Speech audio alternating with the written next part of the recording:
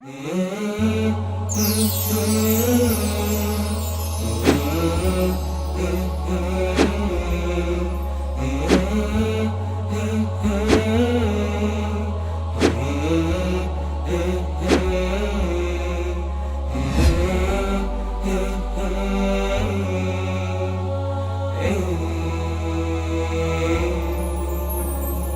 Momo, qu'est-ce que t'en penses du gars qui s'est fait sauter là-bas?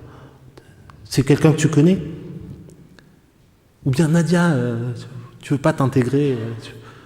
Avant, tu voulais aller au bar ou au pub avec nous, et maintenant, depuis quelques semaines, tu veux plus, tu t'habilles pas pareil. C'est moi de Ramadan qui te fait ça, t'as l'air un peu irritable.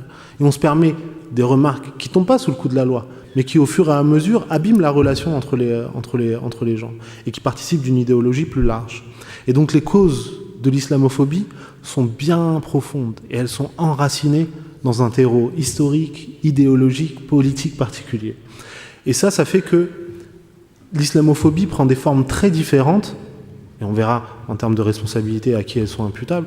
L'islamophobie prend des formes très différentes en fonction du contexte géographique, politique et historique. Donc par exemple, l'islamophobie qui a lieu aux États-Unis, elle est très particulière. Elle est dictée par une perception sécuritaire de l'islam.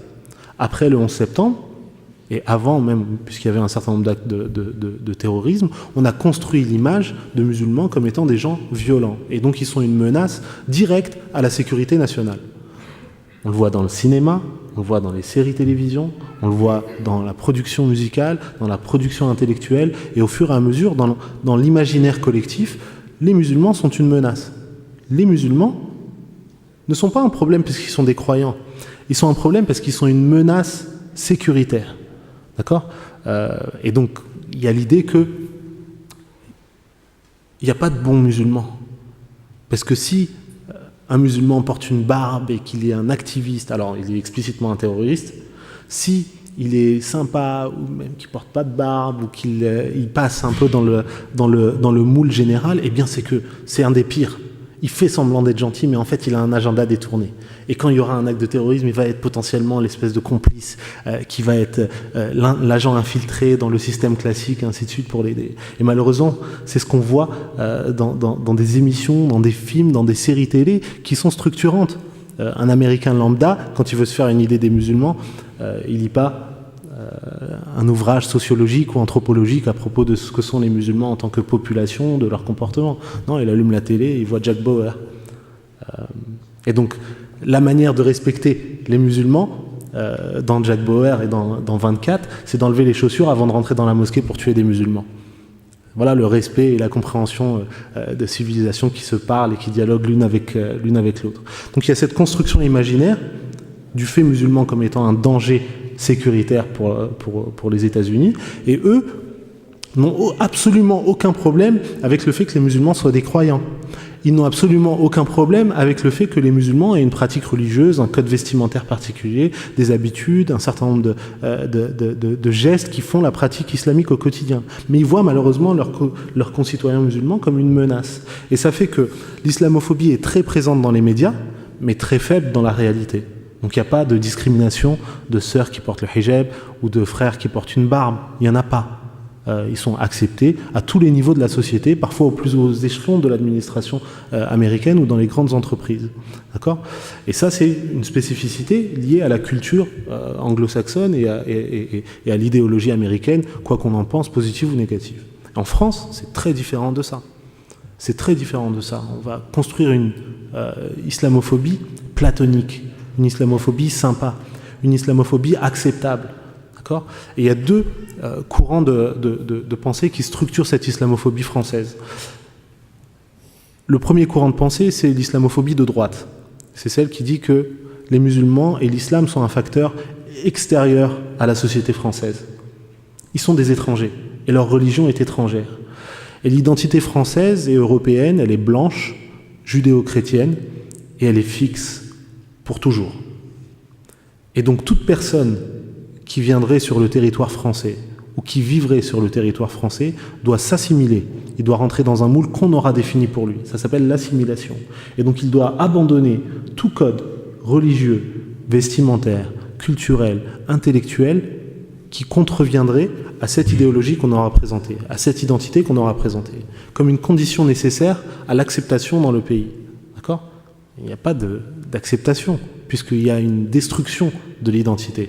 J'accepte pas l'identité de l'autre, je la détruis.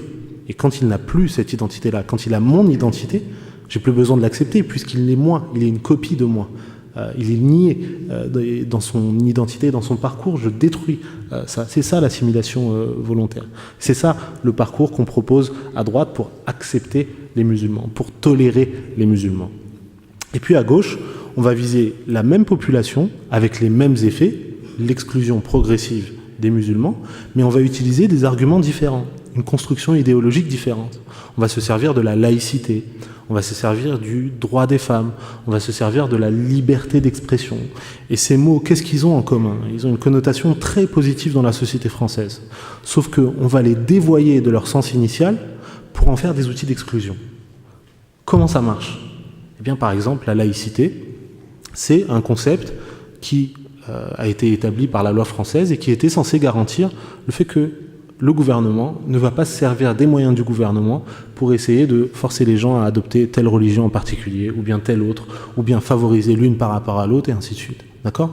Donc il y a cette volonté de neutralité du pouvoir politique vis-à-vis des autorités religieuses et de la pratique religieuse, d'accord ? Et en même temps, la libre pratique religieuse et la pluralité des religions inscrites, enregistrées, gravées dans le socle de la loi. D'accord ? Donc le fait que n'importe qui peut choisir sa religion, la pratiquer et l'exprimer librement. C'est ça la laïcité. Et puis, au fur et à mesure, on voit qu'il y a un courant qui était totalement minoritaire, mais qui au fur et à mesure a pris confiance, et qui va traduire cette laïcité par une censure du religieux. Donc la simple expression religieuse, qu'elle soit vestimentaire ou verbale, va être pointée, va être refusée sous couvert de laïcité. C'est absolument à l'opposé de la neutralité telle qu'elle est perçue par le cadre juridique initial. D'accord ? En France, il y a un État laïque, mais ce n'est pas une société laïque. C'est-à-dire que l'État a cette obligation de neutralité et d'astreinte à une obligation de réserve et de ne pas montrer ses opinions ou sa politique et ainsi de suite, quand bien même il le ferait. Mais par contre, les individus, eux, ils ne sont pas laïques. Les individus, ils sont dans un cadre qui est celui de la pluralité et de l'acceptation. Donc de la même manière que nos amis et concitoyens et voisins juifs peuvent et doivent porter leur kippa avec fierté, eh bien nos sœurs musulmanes peuvent et doivent porter leur hijab avec fierté. Si c'est un geste consenti, si c'est quelque chose qu'elles ont choisi, alors non seulement on doit l'accepter, mais on doit le soutenir. D'accord ? Donc voilà comment la laïcité va être dévoyée. Même chose sur la liberté des femmes. Peut-être que je ne suis pas allé au bout de longues études de sociologie, mais naïvement, j'avais cru que la liberté des femmes et le féminisme, c'était la capacité des femmes à se déterminer par elles-mêmes, à choisir la manière dont elles veulent vivre, travailler ou non, étudier ou non, s'habiller de telle ou de telle façon.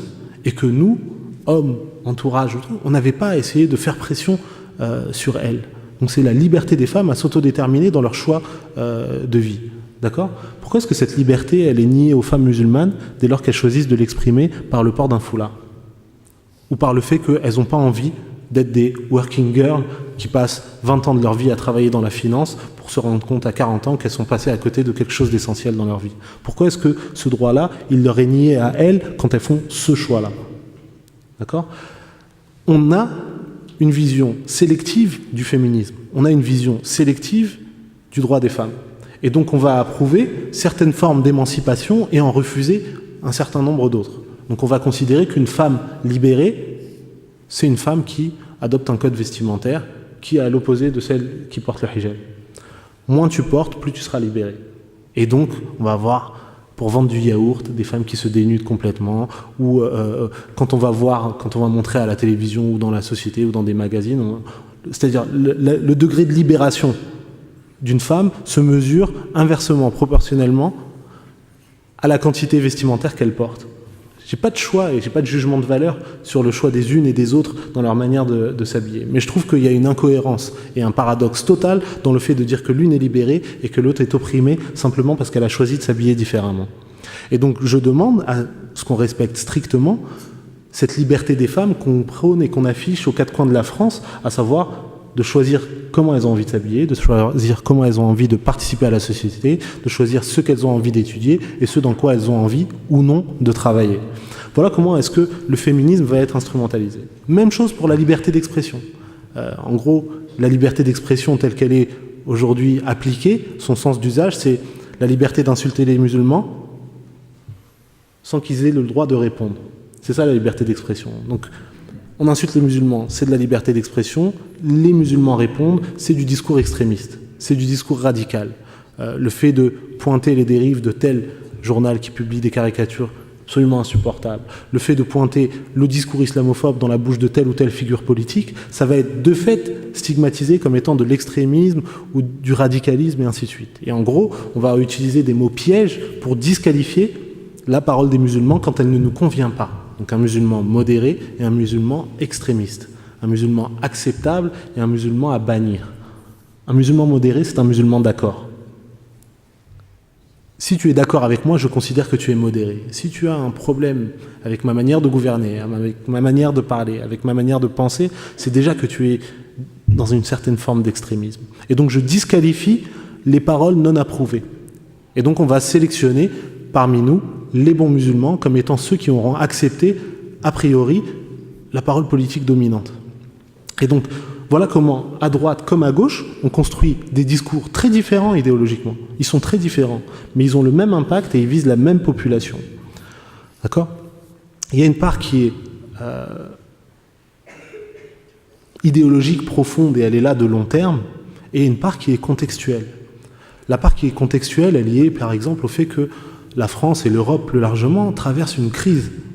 C'est pas juste une crise économique, c'est beaucoup plus profond que ça.